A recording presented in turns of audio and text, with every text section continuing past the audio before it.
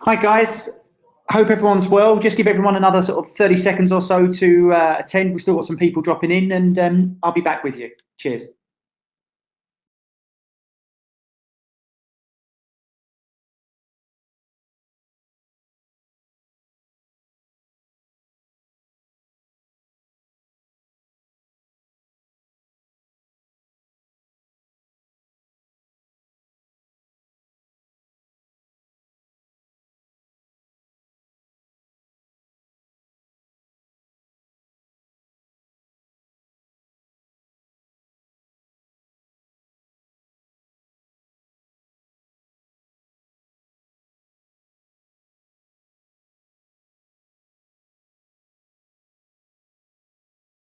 Hi all and welcome to this week's webinar in regards to investing for your family's future. Right, well, first of all, I'm going to see if I can launch a poll because I actually wonder how many people have started or looking to invest for family's future. So let's see if I can launch this to you guys and see what the comeback is.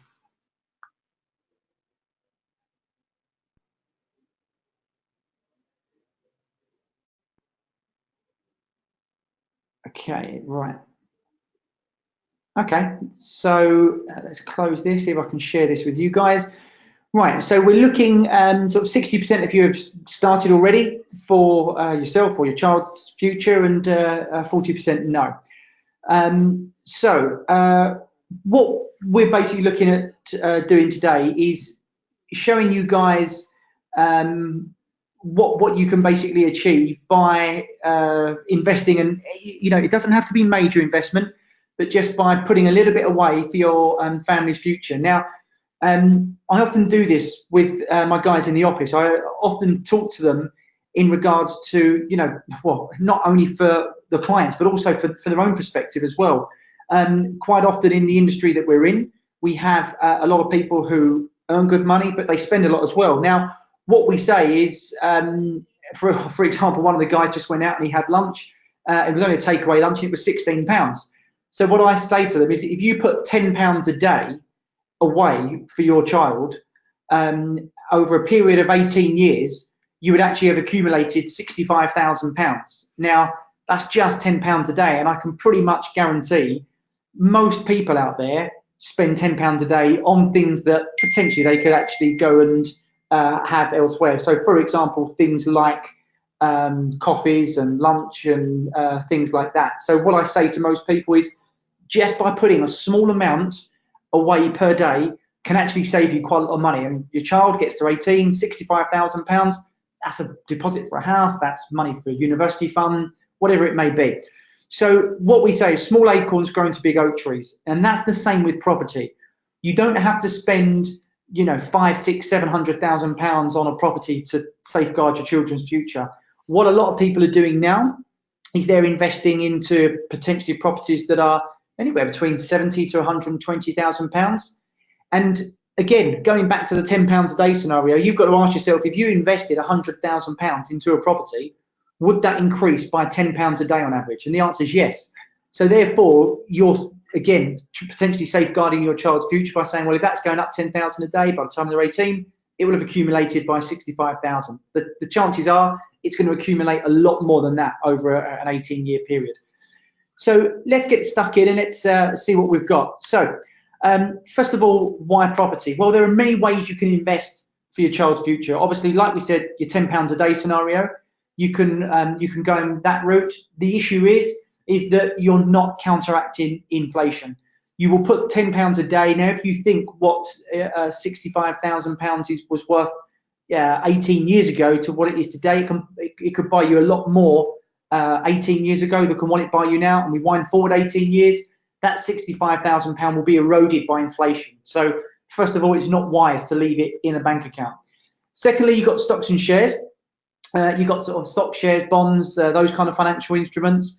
Again, if you go back 18 years, you would have made more money. So if we go back to the start of the year 2000, you would have made more money in property than you would have done the stock market. It just so happens that the stock market had a huge dip, and then it increased. quite dramatically, and then we had another dip again. Yeah, it just happens that it was pretty high, the stock market in the year 2000. So property has outperformed stocks and shares over that period of time. But it's tangible. It's something that can give you, like stocks give you a dividend. It's something that's tangible. You can touch it. It can't go to zero. You can't get a property, sorry, that could go to zero like you can a stock. You know, go back to 2008, 2009. No one thought Lehman Brothers, which was a treble-rated company, would have gone to zero, but it did. So what we say to people is, if you've got a property, you will have over an 18-year period downturns. That's a given. However, it's what goes through. You know, as long as it comes back through those downturns, and that's why we say city centre. It's a false economy to buy, you know, on the outskirts where you're maybe 20, 30 minutes from the city centre. It's a false economy. You might think you're saving money short term, but you're actually costing yourself money long term. So like I say, it's actually a physical investment. Again, unlike shares, it's a company. It's actually there, and it can't bottom out to zero. It can also be used to start a home. There are lots of people over the years. I've been doing this for coming up to sort of 15 years now, and there are lots of people who have actually had property, and they're actually now utilising that as either a university base for their child or even as a starter home. So that's something that is worth taking into consideration. So a lot of people now are buying in Manchester and Liverpool and Sheffield and Leeds, those kind of areas, and they're actually saying, well, do you know what? You know, I know my child's only 3 or 4 years old, but if they go to university, well, look, I'm going to plump for a university town, which is a decent university city or decent university town, because if they decide to go there, well, they've got a ready accommodation, and if not, well, I've got the income from that. So a lot of the time that people are actually buying on behalf of their children, I'll be honest, most people that I speak to don't start buying from day one. When they first have a child, typically all the money's going on things like, you know, nappies and things like that. They typically don't start investing from day one. That kind of comes into account when maybe they're 12 or 13 and they start to think about universities and things like that. So typically people don't have that much foresight to invest 18 years in advance. However, what I advise people is to start thinking when your child's born, start thinking about that, because it will just stand you in so much better stead in years to come. Also, it helps your latter years as well, because as children get older, they financially, again, I know this now, I've got 4 children ranging between 1 and 10. The 10-year-old costs me dramatically more money than the 1-year-old. You know, things like, you know, they want to go clubs, horse riding, whatever they want to do, and suddenly you're spending hundreds of pounds a month on them, on things that you just didn't anticipate. So it's definitely worth starting now to help you out in latter years when the expensive stuff starts to kick in. Like I said, building up a portfolio, the earlier you get in, the better. Even if you scrape by, it's better to buy something. You know, we have so many people come to us and say, oh, they don't have a big budget. They only have 70 to 80,000 pounds. But you know what? That doesn't matter. 70 to 80,000 pounds can get you on that ladder. And it can only just get you on the ladder, it can get you a great investment. We have properties where you can benefit from 8 to 9% income by starting off with 70 odd thousand pounds. So it's definitely worth not thinking, oh, I'll wait till I get to 100,000 or I'll wait till I get to 110.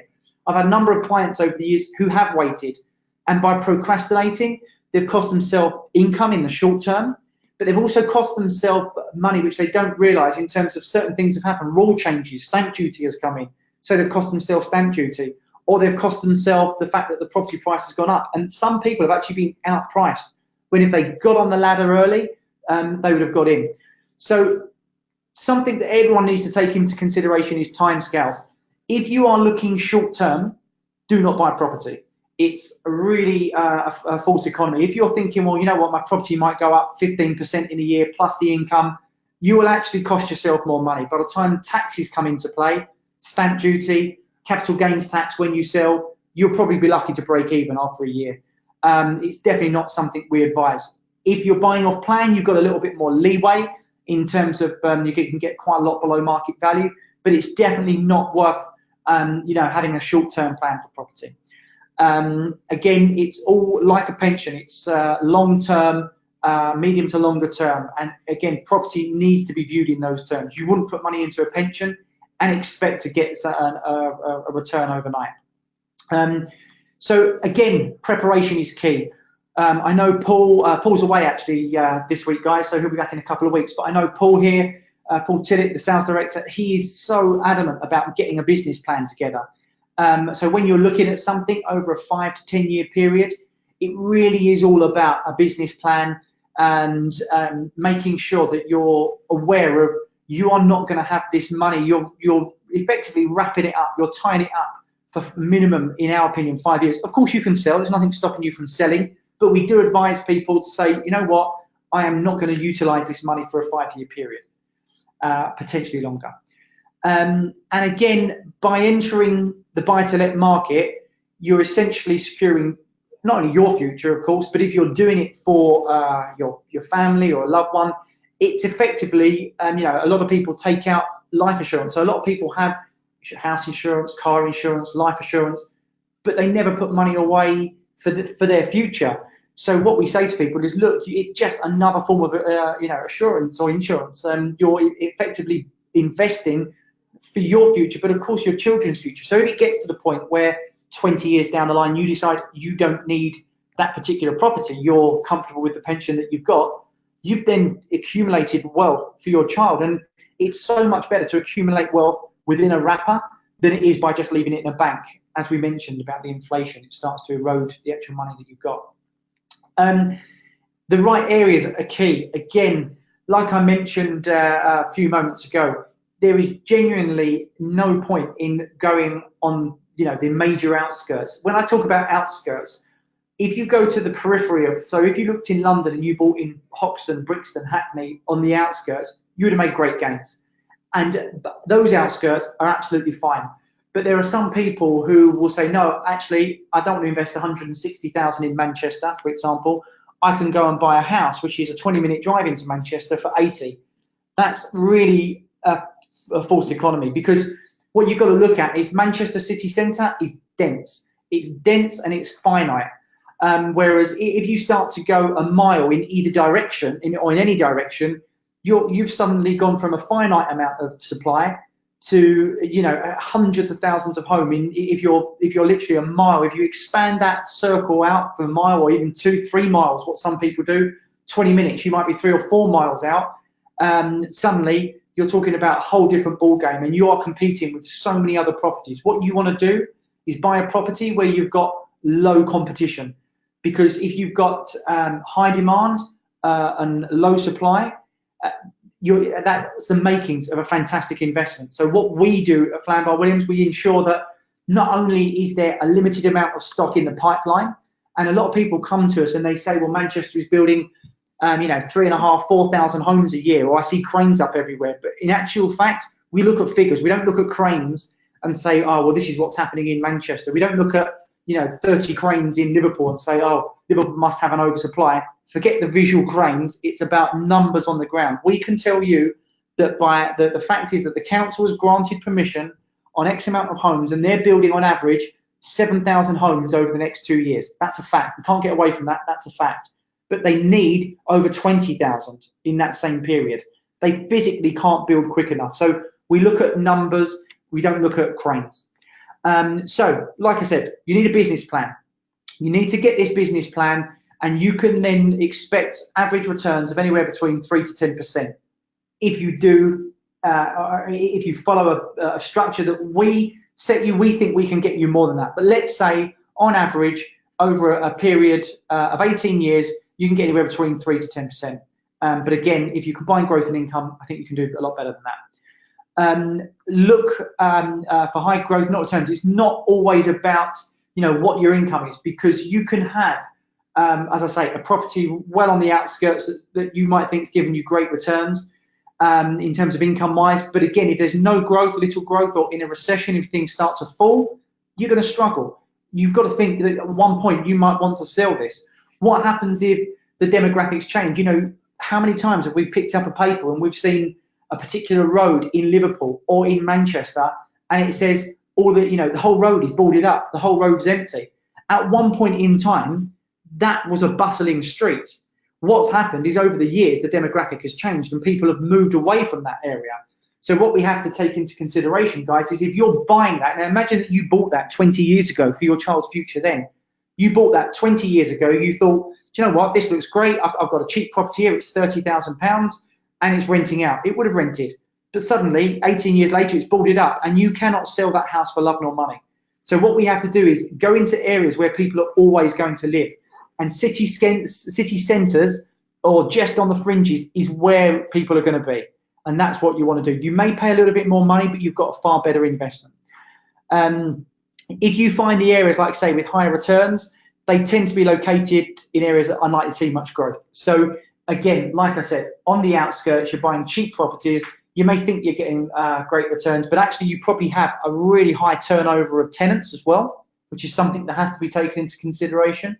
And also occupancy rates. If you've got a high turnover of tenants, you will have a week, 2, 3 weeks where you are unoccupied. And that's key as well. If you've got high unoccupancy rates or even 20, 30% unoccupancy rates, it suddenly erodes what you could make. The Northern Powerhouse, and we harp on about it all the time, and anyone comes to us, every new lead, every new client that comes through these doors, we will say the same thing. Even if they say, I've got £5 million, I want to buy in London, we will say no. Not that we don't want to give them what they want, but our job is to get you what we know is the best thing for you. Sometimes the reality is that you use advisors, whether it be in this industry, when you go to the dentist, the doctors, you go there because you want to be advised by someone that may know more about the particular problem or the particular issue than you do. So what we do is we know the best areas to invest in. If someone comes through London, we know that London is not the best area to buy in. 5, 6 years ago, yes. Now, no. And again, we're not licking our finger and sticking it in the air and seeing what way the wind blows. We are doing this with research, numbers. We spend a lot of money on research, so we ensure that we're one step ahead of the curve every time. So again, the Northern Powerhouse for us is still key. You buy Sheffield, Liverpool, Manchester, Leeds, I can bet your bottom dollar you're going to come back to us 5, 10 years time and just be really proud of the investment that you guys have made. All of this points to fantastic opportunities for your kids as well. Again, like we say, you don't need to invest huge amounts. You don't need to keep saying, oh, I'm going to save another 5,000 or another 10,000. That decision can be made now. The reason why that you're on this particular webinar now is because you're potentially interested in buy-to-let and you have the potential. Most people don't attend these webinars if they don't have the money. They attend it because they've got the money and they just don't know what direction to go in. So it's just a case of finding out your parameters, your budget, and we will help you fulfill exactly what you want. So there's a lot of ways to do it, as I say. There are a lot of ways that we can go to invest for your children's future. But I think the overall summary is start sooner rather than later. That goes for anything, even if it's for you for a pension. Start sooner rather than later. You just will accumulate far more growth and far more income. You don't have to have millions to invest. You can start off with 70,000. There are some that we might even have less than that, where you can start off and you can still accumulate fantastic growth and income. And importantly, it might be the case that we know something or we know an area that you potentially haven't thought of or potentially haven't looked at. And we are exceptionally good at packaging things up to suit you. So if you say, well, actually, my child is 15, you will have a different, or we will put a different package to you than if your child was 5. So there's certain things that we can do for you. So questions, guys. Are there any particular questions? I think on your screen, I think it may look like a speech bubble, or it might be a question mark at the side, and you can ask any particular questions, yeah, I'll give you any feedback. We've got, let's have a look here. Well, we've got one here at the moment. Okay, I have a child that's 4. Can I put a property in a name? Right, no. So you won't be putting a property in that child's name. What you can do is you can put it in a company. You can put it in a trust, and that trust can theoretically, you can put somewhere that trust is left to your child. But you're not necessarily buying something to put in their name, because you do need some form of flexibility as well. You have to have flexibility where you don't know what's around the corner. So in 5 or 6 years' time, your outlook may change. Or, for example, so I've had clients who are, 5 years old. They're saving up. The children are 5 years old, and they're saving up for their children's future. However, they planned that their children's future is going to hit at 18 for university. But what they've actually then done is they've then sold their property after 5, 6 years and said, actually, I want to send them to private school when they're 11. So there are options. You need flexibility, and the more wrappers you put it in terms of trusts and things like that, the more or the more limited you may be to sell that particular property. And also areas, like we said, areas change as well. So if you bought, excuse me, something in the city centre now, in 5, 6 years' time, we may be saying, do you know what? You've probably maximised your growth there. It's probably time to sell that and then dip into an area on the fringe, for example, not miles away, but just like I say, like the Hackneys or the Hoxtons, Brixtons of this world. So we can get something on the fringe, things like that. So yeah, I would try and refrain as much as possible from wrapping it up too much, because again, we still need flexibility. Got a question here. A lot of people have been talking about Airbnb. Can we put the income into, can we put the income into the child's name? Okay, yes. So again, a child can earn money.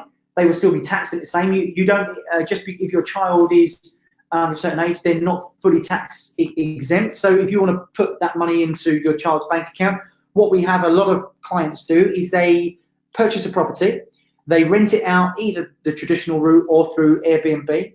Airbnb typically makes a lot more income, but whatever you go down, and they say, well, do you know what? As parents, we're going to benefit from the growth, and we're going to give the child. We're going to be basically giving the income to the child. So what they would do is you still have to pay tax on that as per normal, but you will then put that in the child's name. You will put that in the child's bank account. So what the child will do is benefit from all the income that's accumulated, but you will be benefiting from the growth. So when it comes to sell that particular property, you will have you have all the growth side for you and for your pension, and to supplement your retirement years, and your child will have the income that they can, as I say, do what they want with, or you could advise them in terms of university funds and first-time buy-to-lets and whatever it may be. Is it wise to remortgage when investing in another property? Is it wise to remortgage when investing in another property? Again, that depends on your personal circumstances. That's something that I can't answer. That depends on you, your income, your personal circumstances. Yeah, again, it's so difficult to answer because everyone's different. It just all comes down to affordability. The way that I've dealt with my investments over the years and advise everyone is invest what you can afford. That's it. If you're stretching yourself so much that it's becoming painful when you invest, you're not doing it right. You should invest what you can afford. You should always realize that any investment can go down as well as up. Again, why we like property is because it can never go to zero. However, if you're investing in stocks and shares, it can go to zero. So if you can't afford to lose anything, again, don't invest. Some people have said, well, I might struggle to pay my own mortgage this month. Again, don't do it. Don't invest. Don't do things so much so that you're actually struggling to do the basics. However, it is wise to invest as much as what is comfortable. But again, in terms of how to do that and where to get the money from and should you get a remortgage, that's something that, again, comes down to each individual. I can't answer. I'm currently renting an X1 property. When repairs or upgrades are needed, how does this work? Okay, so it doesn't matter what property you buy. Any apartment will have a service charge on that, and it will also have what's called a sink fund.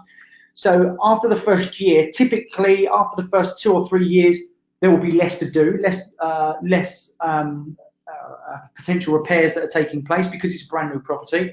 Also, if anything majorly goes wrong, for example, cracks in the walls or anything like that, it's all under a 10-year warranty, or it should be. Again, if you bought through a reputable developer, it'll be under a 10-year warranty. But let's say further down the line, there's wear and tear in the communal areas, wear and tear on the carpets, the lift breaks down, whatever it may be. that will be something that comes out of the service charge. So if there's a lot of repairs to be done, again, typically on an older property, there are a lot of repairs, and this is, again, another false economy. People think they're getting cheap because they're buying an older property, but actually the service charge eventually gives them a bit of a kick because they've got a huge dramatic increase in costs. So actually that's eroding into your income. So if you have a service charge, again, everything should be listed in that, where they've spent the money, right the way down to electric. And you can request, under the Freedom of Information Act, you can request the bills for everything. They can't just randomly put a figure on there of £50,000 electric, and that's it. Again, what you have to look at is if they're putting on there £50,000 electric, that's too round a figure. Electric doesn't cost dead on £50,000.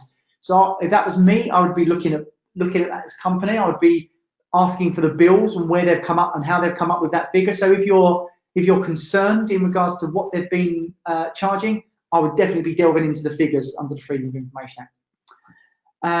If my daughter would like to rent the apartment, is it best for her to go through the current agent or privately and direct to me?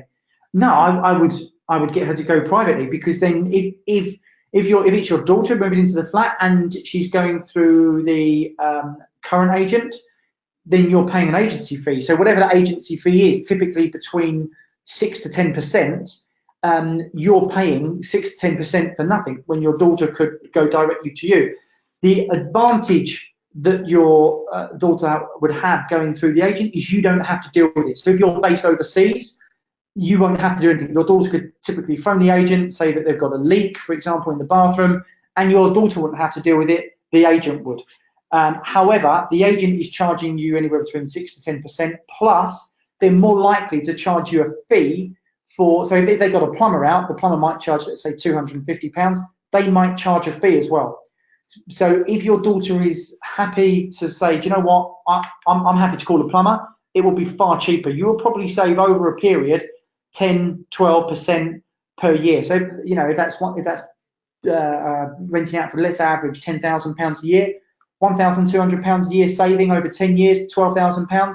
That's pretty hefty saving over a period. That suddenly becomes into tuition fee material and things like that.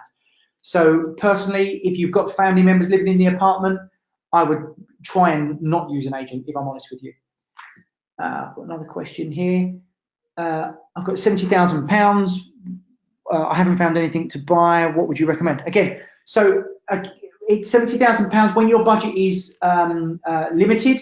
You are right. You've got limited choices. But again, for me, the best property, because income-wise, is student property. You just can get 7, 8, 9% income, depending on area, but 7, 8, 9% income regularly. Some of them will actually guarantee it. Some of them will fix it 5 years as well, because they're that confident what they can do.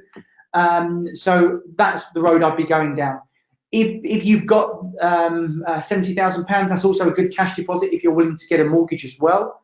But again, what I would say is don't stagnate. Don't wait for things to happen. Things don't come to you. You've got to go and find these things. If a lot of the time we have the brokers here, they'll send an email out to a client with a great opportunity, and the client will 3 weeks later, they'll say, oh, do you know what, I haven't had a chance to look at it. Well, we can't force you to buy something. We can only put something in front of you. It's your job to go away, find time to research the opportunity, because we do say do your own due diligence, but it's your job to go away and actually work on your own behalf. If you want to make income, if you want to make growth, you need to put a bit of work in. We're not going to spoon feed everyone and force their hand to go and buy something. We can't do that. All we can do is we will do the best job for you possible. But like I say, we cannot force you to buy something. You have to do a little bit of the work, just to read over the information, make sure it's right for you, and start putting this plan together, with our help, of course, but start putting this plan together for your future and for your family's future. Well, I think that's it, guys. This webinar will be available on our website by the end of play today. So if you go to our website and you go to the resources section and you go to webinars, all of our previous webinars are on there. So I wish you a good day, guys, and anything else you need, feel free, and hopefully have a lovely rest of the day and a good week. Take care.